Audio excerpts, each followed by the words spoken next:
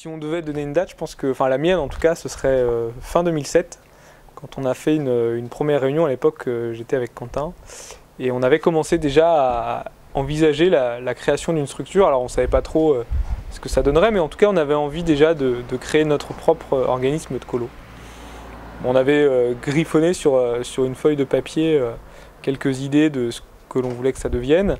Moi j'ai été embauchée l'année juste avant la création de Wakanga par Nicolas Gruot, qui était directeur d'un séjour à l'abbaye des Koalas à ce moment-là.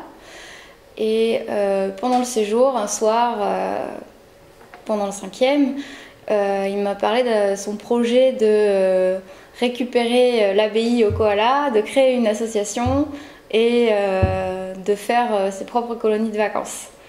Alors sur le coup, ça m'a paru un peu fou comme projet. J'ai bossé 2 ans avec Nico, président, qui à l'époque n'était pas encore président. J'ai bossé en tant que stagiaire et puis en tant qu'anime.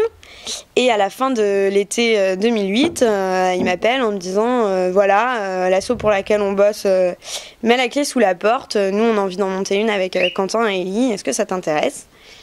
On s'est fait un petit séminaire à Quiberon, dans la maison de vacances de Quentin, pour déjà essayer de dresser un peu les bases de ce que pourrait être notre projet, de faire un premier budget prévisionnel. On était là réunis pour vraiment réfléchir à l'association, la monter, etc. Et surtout, lui trouver un nom. On rentre dans le bar en se disant on ne sort pas du bar tant qu'on n'a pas trouvé le nom de Wakanga. Quand on sort du bar, le nom de Wakanga n'a pas été trouvé. Par contre, on a trouvé 2 noms, Koviva et Andiamo, qui ne sont pas retenus. Et heureusement, quelque part, voilà, le nom de Wakanga, lui, émergera un peu plus tard, au bout d'1 ou 2 semaines de réflexion. L'organisme avec lequel on travaillait à l'époque, qui s'appelait les Koalas, donc qui était une petite asso du Havre et qui organisait des colos, notamment à l'abbaye à Montfort, a mis la clé sous la porte pour des raisons financières. Et c'est vrai que c'est à ce moment-là où on s'est vraiment dit qu'il y avait quelque chose à faire, sans doute.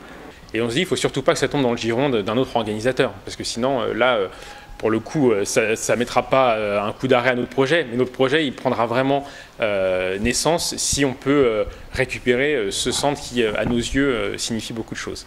Alors évidemment, on s'est fait accueillir un peu à coup de fusil, puisque l'été s'était assez mal terminé avec les koalas, à la fois parce qu'ils n'avaient pas été, enfin les koalas n'avaient pas payé l'abbaye, et puis parce qu'il y a eu un certain nombre de dégradations commises pendant l'été, et notamment en cuisine.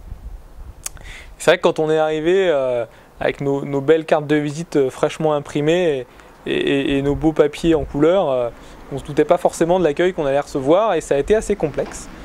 Mais étrangement, le CFTA, donc le propriétaire de l'abbaye, a décidé quand même de nous faire confiance. Et c'est comme ça qu'on a vraiment, je pense, enclenché la machine. C'est comme ça qu'on a vraiment décidé de se lancer dans l'aventure. Ils avaient pour but en fait de créer une association juste pour le séjour de l'abbaye. Et puis quand même, à un moment donné, je leur avais suggéré que ce serait bien d'avoir un 2e séjour pré-ado, éventuellement, pour viser un petit peu plus large au niveau de la tranche d'âge.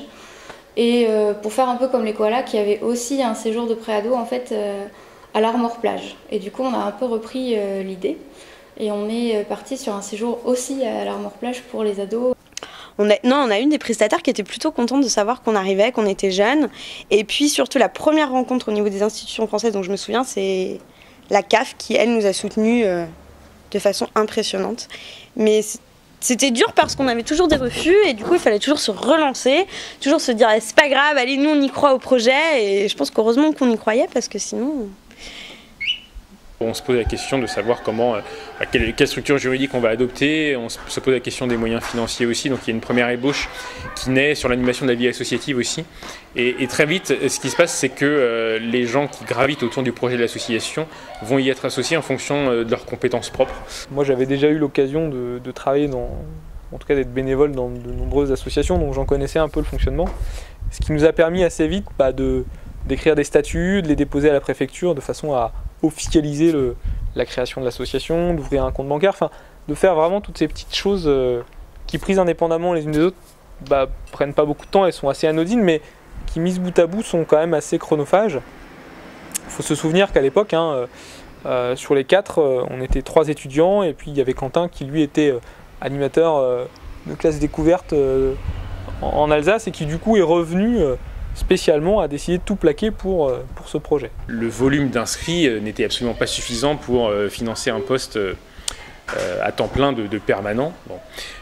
Ceci étant, voilà, je prends un peu le pari de me dire qu'à terme, ça va fonctionner. Je quitte ce boulot-là en décembre 2008 pour arriver effectivement en 2009 et être à temps plein, à titre bénévole pour le coup, pour l'association et faire en sorte qu'il y ait quelqu'un qui puisse animer le site internet, qui s'occupe de répondre au téléphone aux familles. Enfin voilà, c'est tout le travail administratif qu'il fallait gérer avec un permanent.